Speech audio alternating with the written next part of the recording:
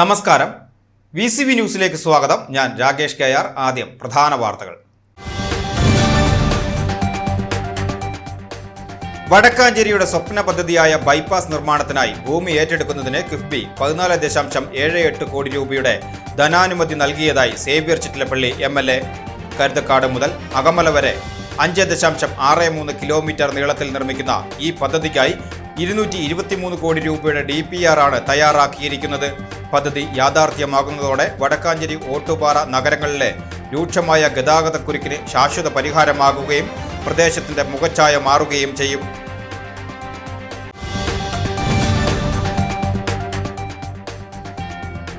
Velur പാത്രമംഗലത്തെ UDF സ്ഥാപിച്ച പ്രചരണ ബോർഡുകളും പ്രദേശത്തെ കുടിവെള്ള വിതരണ പൈപ്പുകളും സാമൂഹ്യ വിരുദ്ധർ തീയിട്ടു നശിപ്പിച്ചു. 1-ാം ward member KK Abubakar, VS Mohandas എന്നിവരുടെ ബോർഡുകളാണ് രാത്രിയിൽ കാനയിലിട്ട് കത്തിച്ചത്.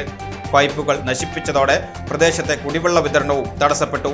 സമാധാന അന്തരീക്ഷം തകർക്കുവാനുള്ള ബോധപൂർവമായ ശ്രമമാണിതെന്ന് ചൂണ്ടിക്കാട്ടി വാർഡ് മെമ്പർ എരുമപ്പെട്ടി പോലീസിൽ പരാതി നൽകി.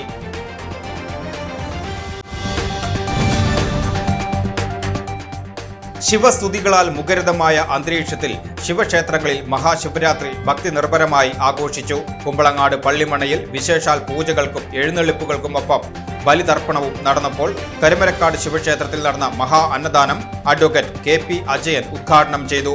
ചിറ്റണ്ട ശങ്കരമംഗലം 150 വർഷം പഴക്കമുള്ള ചെറുതുരുത്തി, താഴപ്ര ക്ഷേത്രം എന്നിവിടങ്ങളിലും ദീപക്കാഴ്ചകളും പ്രസാദഊട്ടുമായി ആയിരക്കണക്കിന് ഭക്തരാണ് ദർശനത്തിനെത്തിയത്.